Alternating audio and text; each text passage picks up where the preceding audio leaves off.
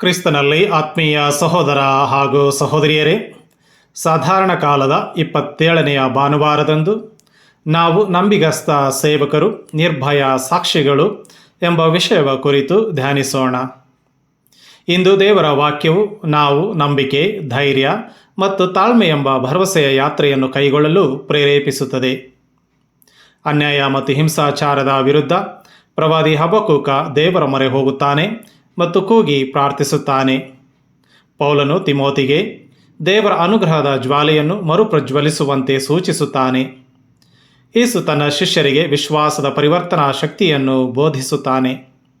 ಅದು ಸಾಸಿವೆ ಕಾಳಿನಷ್ಟು ಚಿಕ್ಕದಾದ ವಿಶ್ವಾಸ ಹೊಂದಿದ್ದರೆ ಸಾಕು. ಚಿಂತನೆಯ ಈ ಟಿಪ್ಪಣಿಗಳು ಒಟ್ಟಾಗಿ ನಾವು ವಿಶ್ವಾಸದಿಂದ ಹೇಗೆ ಬದುಕಬೇಕು, ದೊರೆತ ಆತ್ಮದ ಅನುಗ್ರಹವನ್ನು ಹೇಗೆ ಕಾಪಾಡಿಕೊಳ್ಳಬೇಕು ಹಾಗೂ ದೇವರ ಸಾಮ್ರಾಜ್ಯಕ್ಕಾಗಿ ದೀನ ಸೇವಕರಾಗಿ ಹೇಗೆ ಸೇವೆ ಸಲ್ಲಿಸಬೇಕು ಎಂಬುದನ್ನು ಪುನಃ ಪತ್ತೆ ಹಚ್ಚಲು ಆಹ್ವಾನಿಸುತ್ತವೆ. ಒಬ್ಬ ಚಿಕ್ಕ ಬಾಲಕನು ತನ್ನ ಮನೆಯ ಹಿತ್ತಲಿನಲ್ಲಿ ಸಣ್ಣ ಬೀಜಬಂಧವನ್ನು ಬಿತ್ತಿದ. ಪ್ರತಿದಿನವೂ ಅವನು ಅದಕ್ಕೆ ನಿಷ್ಠೆಯಿಂದ ನೀರು ಹಾಕುತ್ತಿದ್ದ.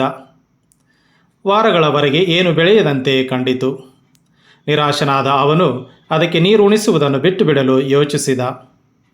ಆಗ ಅವನ ತಂದೆ ಹೇಳಿದನು, ಕೆಲವೊಮ್ಮೆ ನೆಲದಡಿ ಕಾಣದಿರುವುದು ನೆಲದ ಮೇಲಕ್ಕಿರುವುದಕ್ಕಿಂತ ಮುಖ್ಯವಾಗಿರುತ್ತದೆ. ಕಾರಣ ಬೇರುಗಳು ಆಳವಾಗಿ ಬೆಳೆಯಲು ಸಮಯ ಬೇಕು.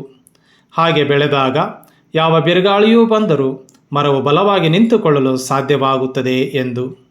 ಕೆಲವು ತಿಂಗಳ ನಂತರ ಆ ಬೀಜವು ಬಲಿಷ್ಠವಾದ ಮರವಾಗಿ ಬೆಳೆಯಿತು. ನೆರಳು ಮತ್ತು ಹಣ್ಣುಗಳನ್ನು ನೀಡಿತು. ನಂಬಿಕೆಯು ಆ ಬೀಜದಂತೆಯೇ.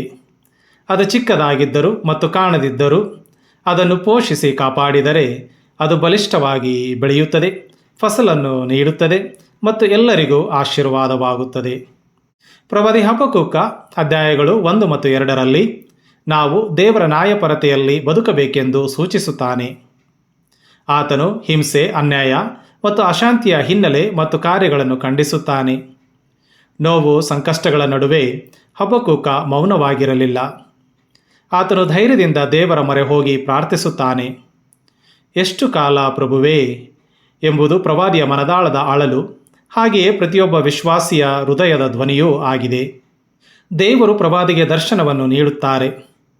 ಅದರ ರೀತಿ ಅದು ತಡವಾದಂತೆ ತೋರುವುದಾದರೂ ದೇವರ ವಾಗ್ದಾನಗಳು ಎಂದಿಗೂ ವಿಫಲವಾಗುವುದಿಲ್ಲವೆಂದು. ವಿಶ್ವಾಸ ಅರ್ಹರು ನಂಬಿಕೆಯ ಮೂಲಕ ಬದುಕುತ್ತಾರೆ ಎಂಬುದು ಸರ್ವೇಶ್ವರನ ಉತ್ತರ. ಇದು ಅಂಧ ಆಶಾವಾದವಲ್ಲ, ದೇವರ ನ್ಯಾಯಪರತೆಯಲ್ಲಿ ಸಂಪೂರ್ಣವಾಗಿ ಅವಲಂಬಿಸುವ ಜೀವನ. ಇಂದಿನ ಭ್ರಷ್ಟಾಚಾರ ಮತ್ತು ನಿರಾಶದ ಪ್ರಪಂಚದಲ್ಲಿಯೂ ಪ್ರವಾದಿಗಳಂತಿರುವವರ ಮಧ್ಯಸ್ಥಿಕೆ ಅಗತ್ಯ. ನಾವು ನಮ್ಮ ಸಂಕಟಗಳನ್ನು ದೇವರಿಗೆ ಒಪ್ಪಿಸಿದಾಗ ಅವರ ನಿಶ್ಚಿತ ಸಮಯವನ್ನು ವಿಶ್ವಾಸಿಸಬೇಕು. ಆ ಸಮಯದಲ್ಲಿ ನಮ್ಮ ಕರ್ತವ್ಯ ನೇರ, ನಂಬಿಗಸ್ತ ಪ್ರಾರ್ಥನೆಯಲ್ಲಿ ದೃಢವಾಗಿರುವುದು. ಪೌಲನು ತಿಮೋತಿಗೆ ದೊರೆತ ಆತ್ಮರ ಅನುಗ್ರಹವನ್ನು ಕಾಪಾಡಿಕೊಂಡು ಮುನ್ನಡೆಯಲು ಪ್ರೇರೇಪಿಸುತ್ತಾನೆ.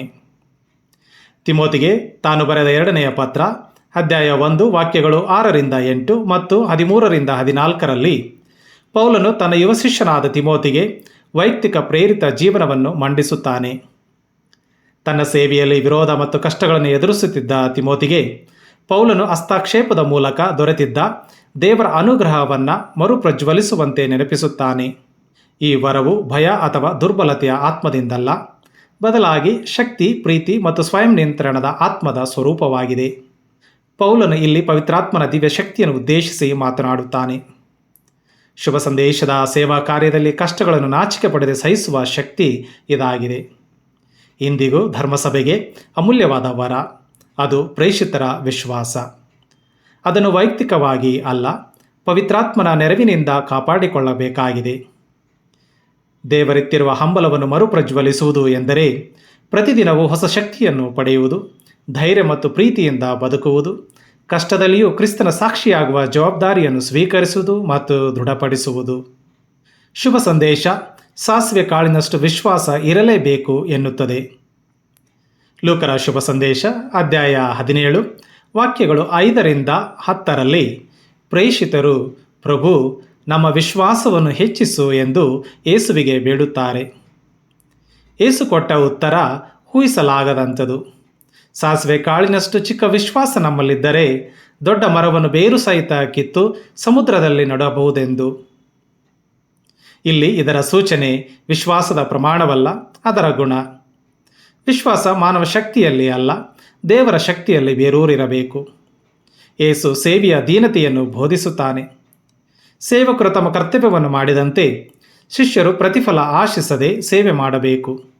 ಇಂದಿನ ಸ್ವಾರ್ಥ ಮತ್ತು ಭ್ರಷ್ಟಾಚಾರದ ಸಮಾಜದಲ್ಲಿ ಇಂದಿನ ಶುಭ ಸಂದೇಶವು ನಮಗೆ ನಂಬಿಕೆಯ ದೀನತೆಯನ್ನು ಕಲಿಸುತ್ತದೆ. ವಿಶ್ವಾಸದ ಕ್ರಿಯೆಯನ್ನು ಪ್ರೀತಿಯಿಂದ ಮಾಡಿದಾಗ ಅದು ಬದುಕುಗಳನ್ನು ಪರಿವರ್ತಿಸುತ್ತದೆ. ನಿಜವಾದ ನಂಬಿಕೆ ನಮಗೆ ಬಲ ನೀಡುತ್ತದೆ. ಯಾವುದೇ ಪ್ರತಿಫಲದ ನಿರೀಕ್ಷೆ ಇಲ್ಲದೆ ದೇವರ ಸೇವೆಯಲ್ಲಿ ನಿರತರಾಗಲು ಸಹಕರಿಸುತ್ತದೆ. ಆತ್ಮೀಯ ಸಹೋದರ ಸಹೋದರಿಯರೇ, ಹಬಕ್ಕೂಕನು ತಾಳ್ಮೆಯಿಂದ ದೇವರ ನ್ಯಾಯಪರತೆಯಲ್ಲಿ ವಿಶ್ವಾಸಿಸಲು ಪ್ರೇರೇಪಿಸುತ್ತಾನೆ. ಪೌಲನು ಫಲಿಸಿದ ಆತ್ಮದ ವರವನ್ನು ಕಾಪಾಡಲು ಪ್ರೋತ್ಸಾಹಿಸುತ್ತಾನೆ. ಯೇಸು ದೀನ ಹಾಗೂ ಪರಿವರ್ತಕ ವಿಶ್ವಾಸದಲ್ಲಿ ಪ್ರವರ್ಧಿಸಲು ಕರೆ ನೀಡುತ್ತಾನೆ. ಸಣ್ಣ ಬೀಜವು ಬೇರೂರಿ ಬಲವಾದ ಮರವಾಗಿ ಬೆಳೆದಂತೆ ದೇವರಿಗೆ ಒಪ್ಪಿಸಿದ ನಮ್ಮ ಸಣ್ಣ ವಿಶ್ವಾಸದ ಕೃತ್ಯಗಳು ಶಾಶ್ವತ ಫಲವನ್ನು ಕೊಡುತ್ತವೆ. ಆದ್ದರಿಂದ ನಿರೀಕ್ಷೆಯಿಂದ ನಮ್ಮೆಲ್ಲರ ಪರಿವರ್ತನೆಗಾಗಿ ಮಧ್ಯಸ್ಥಿಕೆ ಪ್ರಾರ್ಥನೆಯನ್ನು ಕೈಗೊಳ್ಳೋಣ. ದೀನತೆಯಿಂದ ಸೇವೆ ಸಲ್ಲಿಸೋಣ. ಪವಿತ್ರಾತ್ಮನ ಶಕ್ತಿಯಲ್ಲಿ ಜೀವಿಸಿ ಬಾಳೋಣ. ಯಾಕೆಂದರೆ ನಮ್ಮನ್ನು ಕಾಪಾಡುವ ವಿಶ್ವಾಸವು, ನಮ್ಮನ್ನು ಬಲಪಡಿಸುವ ಪವಿತ್ರಾತ್ಮರ ಅಗ್ನಿಜ್ವಾಲೆಯು ನಮ್ಮನ್ನು ದೇವರ ಸಾಮ್ರಾಜ್ಯದತ್ತ ಕರೆದೊಯ್ಯುತ್ತದೆ. ಈ ಚಿಂತನೆಗಳೊಂದಿಗೆ ನಾವು ಈ ಭಾನುವಾರವನ್ನು ಸಂಭ್ರಮಿಸುವ ಮತ್ತು ತಾಳ್ಮೆಯಿಂದ ಆಲಿಸಿದ್ದಕ್ಕಾಗಿ ನಿಮಗೆಲ್ಲರಿಗೂ ನನ್ನ ಹೃದಯಪೂರ್ವಕ ಧನ್ಯವಾದಗಳು.